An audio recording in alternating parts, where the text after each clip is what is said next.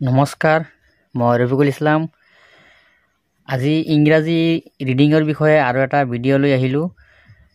আজি মোৰ এজন ছাবস্ক্ৰাইবাৰে কমেণ্ট কৰিছিলে যে কিছুমান উদাহৰণ দিছিলে যে ইয়াত চোৱা লিখিছিলে যে TEDHE আকৌ MEDHE এইটো তেৰে এইটো মেৰি, বুজি পাইছা? কিন্তু মই আগত এটা ভিডিঅ' বনাইছিলোঁ যে তাত কৈছিলোঁ যে ডি আৰু এইচ যদি একেলগত থাকে তেতিয়াহ'লে আমি দুটা দ বুলি ইয়াক উচ্চাৰণ কৰোঁ। কিন্তু এইটো ইয়াত ৰ বুলি কিয় উচ্চাৰণ হৈ আছে এইটো বিষয় সুধিছিলে যে ইয়াত ডি আৰু এইচ মিলাই ৰ কিয় হৈ আছে, বুজি পাইছা? ডি আৰু এইচে ৰ কিয় হৈ আছে মই ইয়াত ধুনীয়াকৈ বুজাই দিছোঁ। চোৱা ইয়াত চোৱা ডি আৰু এইচ যে আছে, এই ডি এইচে ইয়াত যে ৰ উচ্চাৰণ হৈছে এইটো ৰ হোৱা নাই, ডেৰৰ দৰে চাউণ্ড আহি আছে। আৰু এইটো হিন্দীত তেনেধৰণৰ উচ্চাৰণ হয়। হিন্দীত ডিক ডেৰৰ বুলিও উচ্চাৰণ কৰে, বুজি পাইছা? এইটো হিন্দীত কৰে কিন্তু অসমীয়াত নকৰে। অকণ বুজি ল'বা যে এইটো ডি এইচ যে আছে এইটো যদি অসমীয়াত তুমি এটা শব্দ লিখি আছা অসমীয়াত, এতিয়া ধৰি লোৱা মই ইয়াত যদি লিখোঁ যে ধন বুলি যদি লিখোঁ তেতিয়াহ'লে DHAN ধন এনেকৈ লিখিম। আৰু যদি ইয়াত চোৱা মই যদি ইয়াত যদি হিন্দীত এটা অনুবাদ কৰোঁ যে লাকড়ি, এতিয়া চোৱা লাকড়ি বুলি কওঁতে আমি এনেকৈ লিখোঁ যে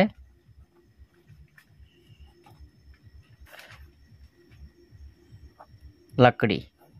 ইয়াত চোৱা যিটো এইটো ৰ আহিছে এইটো ৰ নহয়, এইটো ডেৰ ৰ, মানে ৰৰ দৰে চাউণ্ডটো আহে। কিন্তু এই ডেৰৰ যদি তুমি হিন্দীত যদি কোনো উচ্চাৰণ যদি ডেৰৰ দৰে আহে তেতিয়াহ'লে এইটো ডি বুলি লিখে। যেনেকুৱা ইয়াত চোৱা লাকড়ি LAKDI লাকড়ি এনেকৈ লিখিব। ইয়াত যিটো ডি আছে এই ডিটোক ডেৰৰ দৰে উচ্চাৰণ কৰিব। কিন্তু ইয়াত চোৱা ধন যে মই লিখিছোঁ এইটো হ'ল অসমীয়া শব্দ, এইটো হ'ল হিন্দী শব্দ, বুজি পাইছা? এইটো হ'ল হিন্দী, এইটো হ'ল অসমীয়া। মানে হিন্দীত ডিয়ে ডেৰৰ দৰে চাউণ্ড আহিব, ডিয়ে হওক বা DH হওক ডেৰৰ দৰে চাউণ্ড আহিব, আৰু অসমীয়াত DHে দুটা ধৰ দৰে চাউণ্ড আহিব, বুজি পাইছা?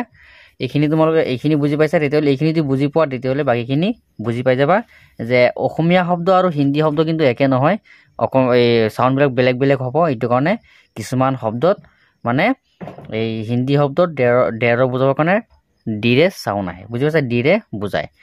এতিয়া চোৱা আৰু এটা কৈছিলে যে জি আৰু এইচ এই GH এইটো হ'ল এনেকুৱা দুটা লেটাৰ যিটোৰ চাউণ্ড নাই বুলিও পাৰি।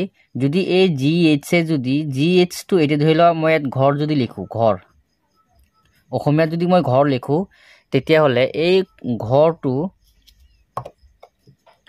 ঘৰ যদি মই অসমীয়াত ধৰিলা যে অসমীয়া ঘৰ যিটো শব্দ ঘৰ এইটো যদি ইংৰাজী লেটাৰে লিখা তেতিয়াহ'লে তুমি এনেকৈ লিখিব পাৰিবা যে GHAR ঘৰ এনেকৈ লিখিব পাৰিবা, বুজি পাইছা?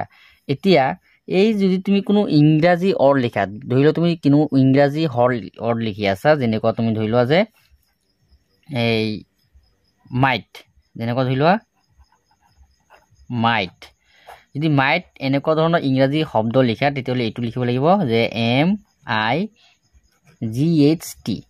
ইয়াত চোৱা GHৰ কোনো উচ্চাৰণ যদি ইংৰাজী ৱৰ্ড লিখা, ইংৰাজী ৱৰ্ডৰ মাজত যদি GH থাকে তেতিয়াহ'লে ইয়াৰ কোনো চাউণ্ড নাহে, দুয়োটাই চাইলেণ্ট থাকে, দুয়োটাই লুপ্ত হৈ থাকে, চাইলেণ্ট হৈ থাকিব। ইয়াত অনলি এই MI আৰু T এই তিনিটা লেটাৰৰ চাউণ্ডহে ওলাব।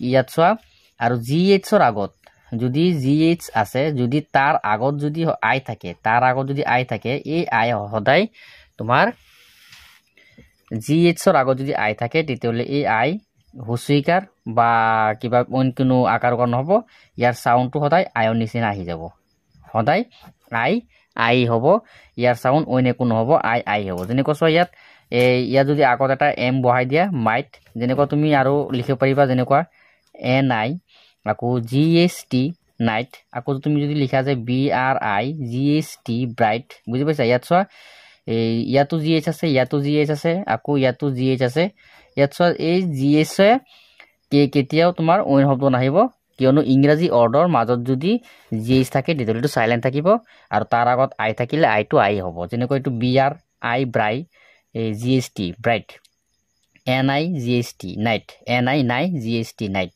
বুজি পাইছা ইয়াত I কিন্তু আকৌ অইন উচ্চাৰণ আহিব I টো ইয়াৰ নিজস্ব চাউণ্ড আহিব I হ'ব বুজি পাইছা গতিকে আজি তোমাক খালি কমেন্ট কৰিছা এইটো কাৰণে কমেন্ট কৰাৰ ধন্যবাদ তাৰ ওপৰতে ভিডিঅ'টো বনাইছো আৰু দেখুৱাই দিছো আৰু যেটো DH আছে DH যদি হিন্দীত লিখিব যোৱা তেতিয়া এইটো দৰেৰ হ'ব আৰু অসমীয়াত দুটা দ হ'ব মনত ৰাখিবা বুজি পাইছা গতিকে আজি ভিডিঅ'টো ইমানেই ধন্যবাদ